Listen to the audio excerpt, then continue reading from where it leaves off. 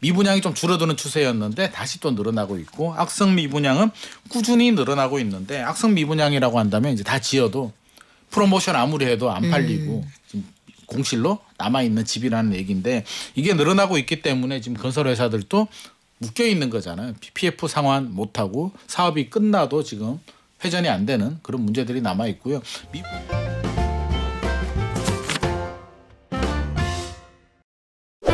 한 주간의 집값 흐름과 주요 부동산 현안 부동산경제연구소 김인만 소장과 정리합니다. 안녕하세요. 안녕하세요.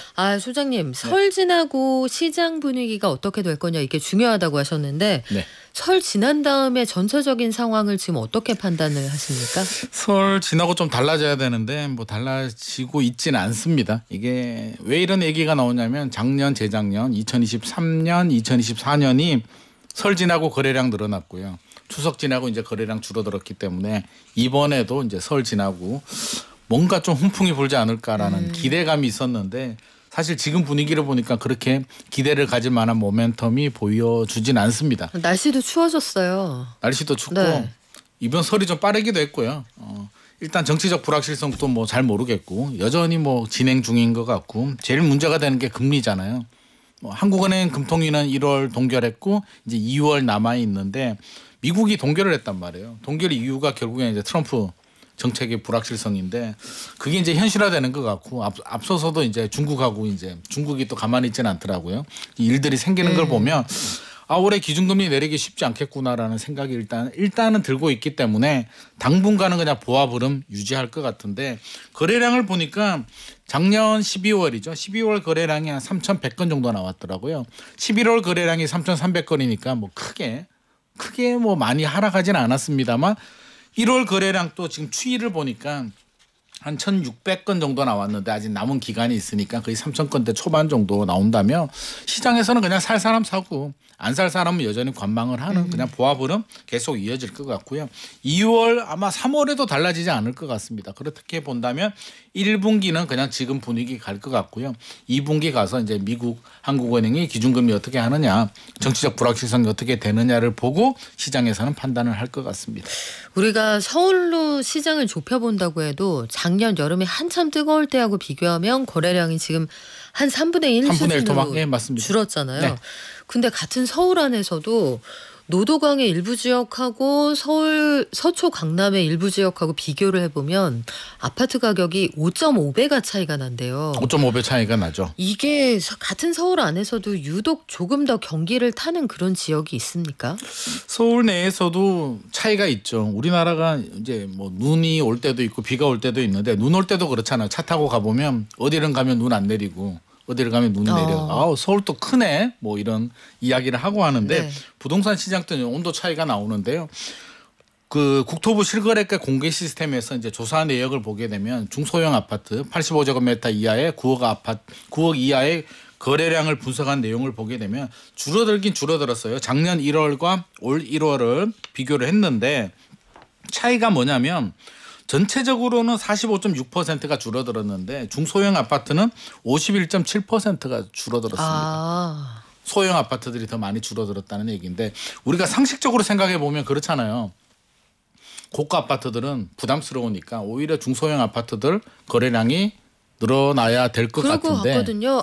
가격의 진입장벽이 좀 낮으니까요. 그러니까요. 그런데 현실은 이제 정반대의 결과가 나오고 있습니다. 강남은 신고가가 나오는데 우리가 노도강, 금강구는 여전히 약세를 보여주고 있는데 그 이유를 살펴보면 저는 그 기억이 나더라고요. 작년 12월 정도에 제가 상계동 임장을 갔을 때 부동산 사장님이 대출 규제가 같이 시행이 되더라도 강남 쪽은 대출을 안 받아도 살 수 있는 능력이 되시는 분들이 필요한 사람들이 사기 때문에 큰 영향을 받지는 않은데 상계동 같은 경우는 집값은 저렴한데 대출을 받지 않으면 살 수 없는 분들이 많이 있기 때문에 대출 규제에 치명적인 영향을 받는다라고 말씀을 하셨거든요. 저는 그 영향에서 답을 좀 찾을 수 있을 것 같습니다.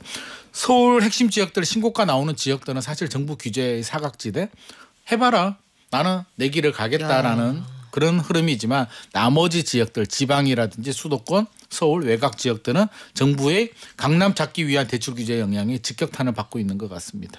그래요. 그래서 지금 지역별로 DSR 규제를 좀 달리하자 이런 의견도 좀 있는 모양인데 아니 강남이 뭐 옛날부터 강남 이런 그 상징적인 용어가 되어 버렸습니다만 새 아파트만 그런 것도 아니고 전체 아파트 가격 평균이 한 평에 1억 원이 넘었어요.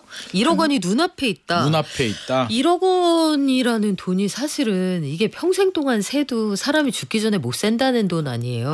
1억 원이면 완전히 큰 돈이죠. 아니 한 평 그러니까 3.3제곱미터당 1억 원 이게 진짜 실화인지 모르겠네요. 실화고요. 거의 뭐 서초구 같은 경우 서초구 강남구가 이제 비슷한데 3.3제곱미터당 9,285만 원 서초구가 강남구가 9,145만 원인데 아파트 한 채가 아니라 한 평입니다. 우리 스튜디오가 요거 한 보니까 3평, 4평 정도 될 것 같은데 한 평도 아닌 이 3평, 4평이면은 지금 강남이라면 아파트라면 요거 한 4억 정도 와. 한다는 얘기인데요. 놀라운 거는 평균입니다. 신축 아파트도 아니고요. 좋은 아파트도 아니고요. 우리가 학교 다닐 때 제가 항상 말씀드리지만 평균이 80이면 100점도 있고 60점도 훨씬 있는데 비싼 것도 있다는 얘기잖아요. 평균이 거의 1억 가까이 왔다는 얘기는 나머지 아파트들은 얼마나 비싼가 상향 평준화가 되고 있다는 얘기고요.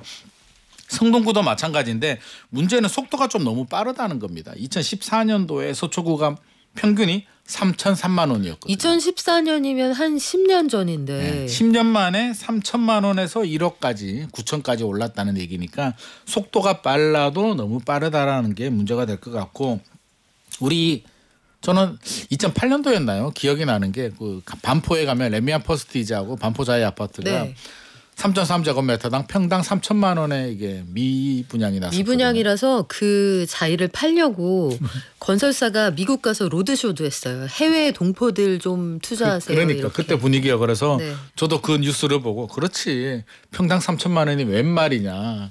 아무리 강남이어도 이거 너무한 거 아니야? 미친 거 아니야? 그랬는데 그렇게 기사 썼던 기억이 나네요. 네. 제가 미쳤죠. 그때 썼어야 되는데 이렇게 말씀하시는 분들이 있는데 속도가 빨라도 너무 빠르다. 이건 좀 문제인 것 같습니다.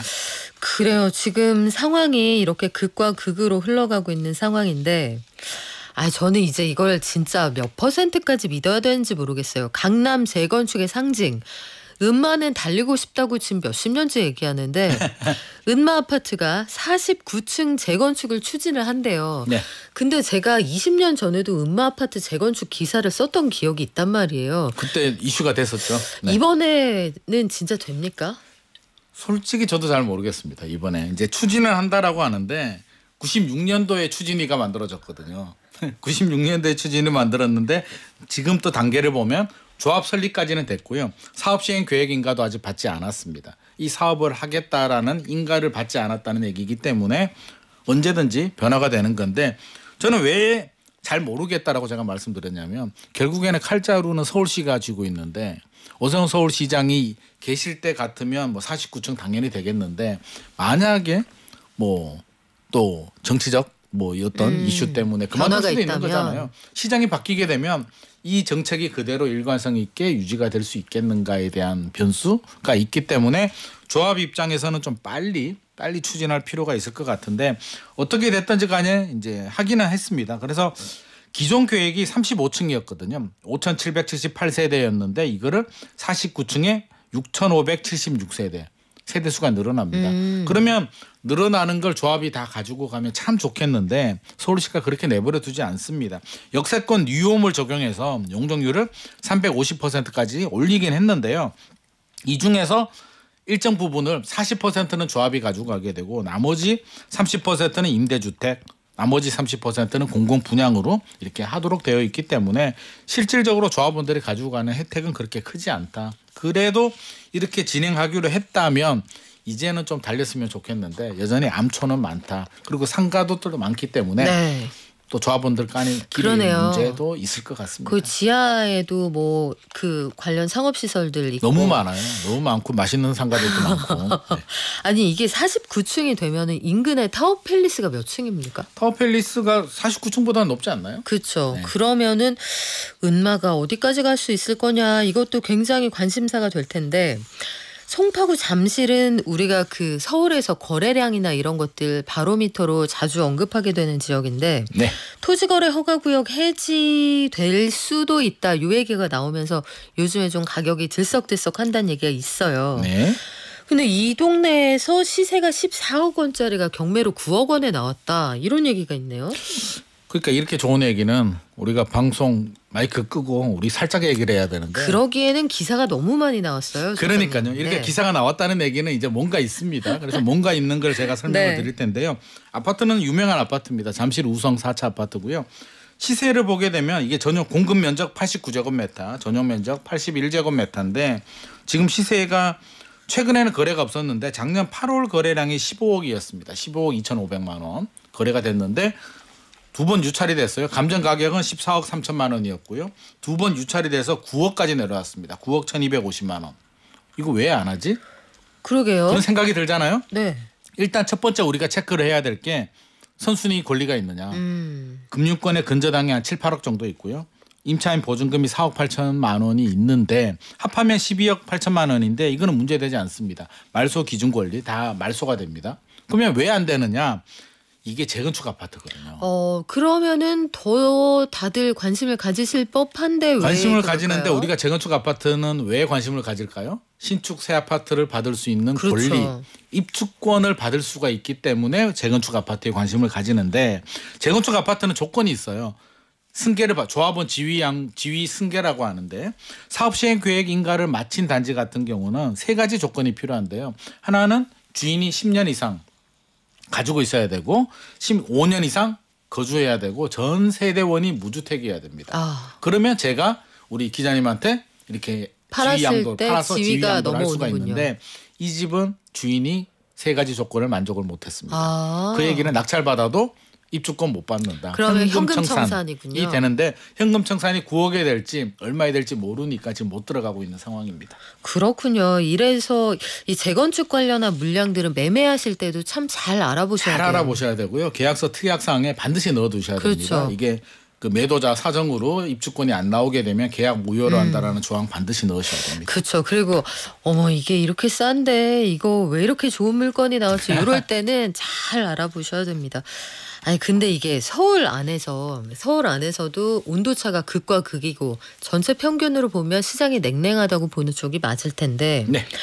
비수도권의 경우에는 미분양이 역대 최고치까지 늘어났다고 하고요. 네. 입주 물량도 여전히 나올 게 많다고 하는데 야 이거 이렇게 되면은 지금 있는 거 다 소화하고 가자 그럼 또 언젠가 나중에는 이게 그 물량 믿고 있다가 공급이 부족하다 악순환 되지 않을까요?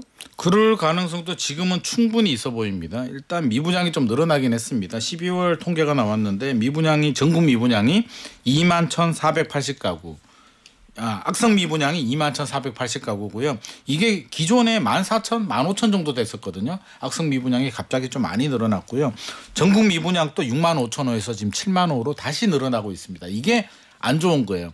미분양이 좀 줄어드는 추세였는데 다시 또 늘어나고 있고 악성 미분양은 꾸준히 늘어나고 있는데 악성 미분양이라고 한다면 이제 다 지어도 프로모션 아무리 해도 안 팔리고 지금 공실로 남아있는 집이라는 얘기인데 이게 늘어나고 있기 때문에 지금 건설회사들도 묶여 있는 거잖아요. PF 상환 못하고 사업이 끝나도 지금 회전이 안 되는 그런 문제들이 남아있고요. 미분양도 계속 늘어나고 있기 때문에 진퇴양난인데 건설업계에서는 혜택을 좀 달라.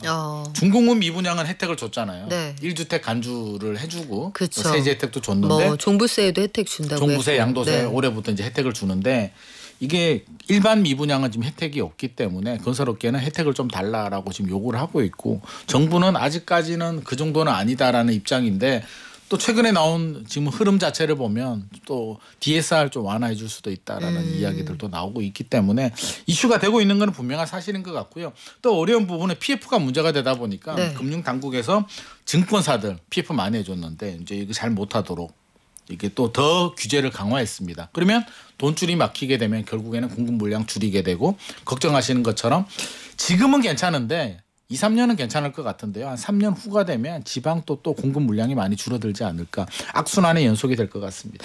근데 이게 참 딜레마인 것이 뭐냐면 선택을 해서 그쪽에 그 대출을 일으켜서 공사를 했을 때 어쨌든 본인 책임이잖아요. 건설사. 그렇긴 그러니까 하죠. 지방 미분양의 경우에는 이런 데다가 집을 짓는다고 이런 지역들이 꽤 있단 말이에요. 사실 건설사 잘못도 있죠. 자기 사업을 했는데 그럼 제대로 깎아줘서. 사업성 분석을 네. 하지 않았기 때문에 문제가 되는데 이게 이제 파급 효과가 굉장히 크기 때문에 문제가 되는 거고 뭐 금리가 올라가고 부동산 시장 안 좋아진 게 건설사 잘못이냐 그럴 수도 라고 있겠네요. 하면은 또 서로 이게 막 맞물려 있고 인허가는 또 각 지자체에서 해줬기 때문에 그러네요. 저는 뭐 모두의 책임이라는 생각이 들고 결국에는 우리 국민들이 이제 또 피해를 보지 않아야 되기 때문에 저 개인적으로는 지방 미분양 중에서도 좋은 물량들이 있거든요. 그러면 지금 뭐 DSR 뭐 완화해준다라는 얘기 나오는데 사실 은발에 오줌 누기밖에 안 될 것 같고요. 종합적으로 좀 검토를 해서 종합 패키지처럼 은발에 오줌 누지 말고 은발을 좀 큰 물에 따뜻한 물에 푹 담궈서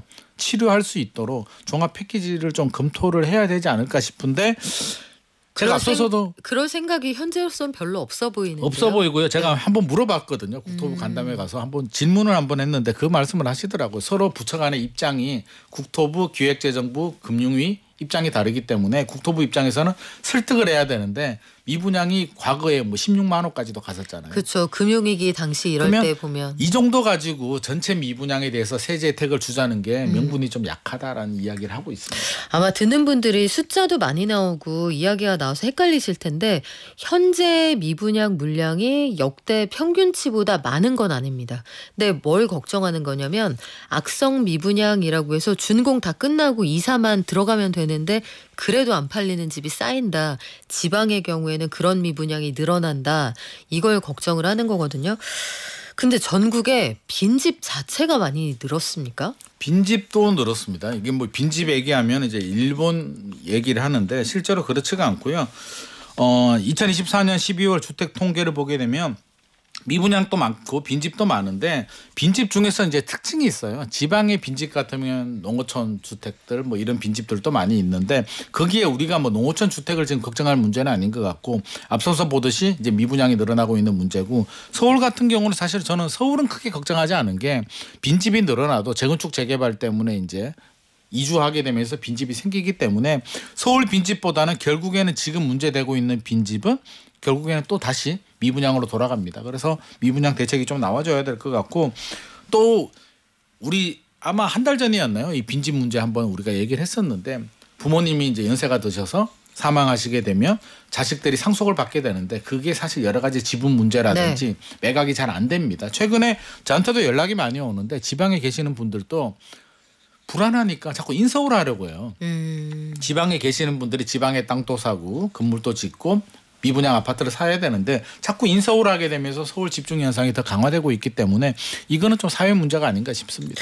실제로 다극화된다는 생각이 드는 게 어제 1순위 마감한 서울 서초구 방배동의 레미안 원페를라 여기 보니까 돈도 없고 시장의 매수 심리도 굉장히 냉각됐다고 하지만 경쟁률이 되게 높네요. 경쟁률이 어마어마하게 나왔습니다. 전용 835 분양가가 3.3제곱미터당 우리가 평당이라고 하는데 7천만 원이 넘었거든요. 7,100만 원 정도면 한 25억 정도 가까이 되는 돈인데 25억 과연 내가 낼 수 있을까? 라는 생각이 먼저 들잖아요. 그래도 경쟁률이 특별 공급 경쟁률이 84.7대 1이 나왔고요.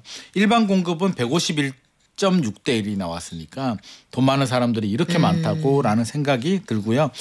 그래도 우리가 여기서 좀 정보를 얻자면 생애 최초가 가장 경쟁률이 높았습니다. 생애 최초 신혼부부 순으로 경쟁률이 나오기 때문에 생애 최초는 좀 피하는 게 앞으로도 좀 좋을 것 같고요. 와, 생애 최초 경쟁률 172대 1이군요. 네. 그러니까 170명 중에 한 명이니까 전교 1등 해야 됩니다. 그래서 생애 최초도 쉽지 않다라는 말씀드린데 일단은 뭐 주변 시세보다는 30에서 40% 정도 저렴하고 제가 어제 임장을 다녀왔거든요. 지하철역에서 이수역에서 한 5분 정도 도보 5분 거리이기 때문에 입지는 좋았고요. 가격도 저렴하니까 많은 분들이 관심을 가지는데 이게 가격대가 크다 보니까 아마 당첨되신 분들은 작은 계획 철저하게 좀 세우셔야 될 것 같습니다. 자, 그리고 고향 창릉 신도시에서는 공공 분양이 나온다고 합니다. 저희 게시판에도 그거 기다린다고 하신 분들 많았거든요. 이쪽은 어때요? 요거 좋죠. 이게 곧 나옵니다. 곧 나와서 제가 꼭 소개를 해드리고 싶었는데요. 2월 17일, 18일 날 사전 청약 당첨되신 분들이 이제 한 번 더 신청을 하셔야 되고요. 19일에서 21일은 이제 일반 청약자들입니다. 그래서 놓치지 말으셔야 되는데 고향 창릉에서 나옵니다. 상암 위쪽에 있는 곳인데요. 3개 단지입니다. A4블럭은 신혼희망타운, 186가구가 이번에 본청약을 하고요. S5블럭은 126가구, S6블럭은 79가구가 이제 새롭게 하는데 지금 논란이 되는 게 분양가거든요. 추정 네. 분양가보다 올랐습니다.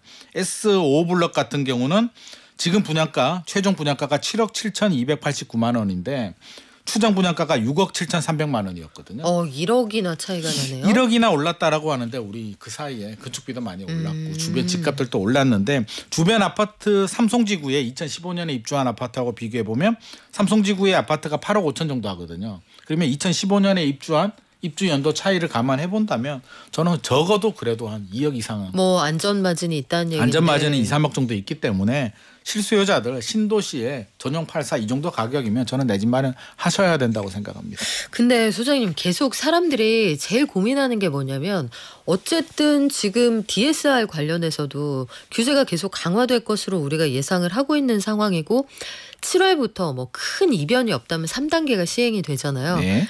그러면 내가 실수요자다 혹은 난 이사 가야 된다 이런 분들은 어찌됐든 7월부터는 대출 한도가 줄어들 텐데 지금 가격이 좀 조정돼 있고 가고 싶은데도 가격이 좀 눌려 있으면 지금 대출이 상대적으로 조금 더 나올 때 가는 게 맞아요? 아니면 그래도 시장 상황을 좀 지켜보는 게 맞아요? 저는 대출 때문에 가야 된다라고는 생각하지 않습니다. 내가 필요하고 자금이 좀 되고 필요하신 분들이 있잖아요. 그래서 한번 내 집 마련하게 되면 7년에서 10년 정도 보유하시는 분들이라면 당연히 7월 넘어가는 것보다는 지금 내 집 마련하시는 게 좋을 것 같은데 굳이 그럴 필요가 없는데 대출 한도가 좀 줄어든다고 해서 나 빨리 움직여야지라는 생각 자체는 저는 필요가 없을 것 같습니다. 지금은 실수요자 위주로 움직이는 게 저는 맞는 시장이라고 보여지고요. 우리가 미래의 정답은 없기 때문에 또 하반기에 상저하고라고는 하지만 사실 하고가 또 될 수도 있고 안 될 수도 있는 부분이니까 너무 계산하지 마시고요. 네. 필요한 분들, 자금력이 되시는 분들 위주로만 좀 움직이시면 좋을 것 같습니다. 지금 일각에서는 그래서 지금 부동산 시장 상황 고려하면은 DSR 이거 시행식이 좀 늦춰야 되는 거 아니냐 작년처럼. 그건 안 될 것 같습니다. 그건 안 될까요? 지방의 미분양이나 이런 부분에 대해서는 충분히 뭐 유예를 하든지 뭐 연기를 하든지 예외로 둘 수는 있는데 서울에 대해서는 절대 안 됩니다. 왜 안 되냐면 작년에 한번 했잖아요. 2단계를 7월에서 9월로 연기하면서 원래 7월이었는데 2달 미뤘죠. 그러면서 서울 집값이 폭등을 했기 때문에 한번 경험을 했잖아요. 이유는 다른 이유, 뭐 정당한 이유가 있었음에도 불구하고 이거 잘못 연기하면 큰일 난다는 걸 한번 경험했기 때문에 그때 회의 때도 이 얘기가 나왔었거든요. 절대 그런 일은 없다. 2번 다시 실수하지 않겠다라는 강력한 의지를 보여주고 있습니다. 그래요. 회의 참석자가 전하시니 알겠습니다. 지금까지 부동산 경제연구소 김인만 소장과 함께했습니다. 고맙습니다. 감사합니다.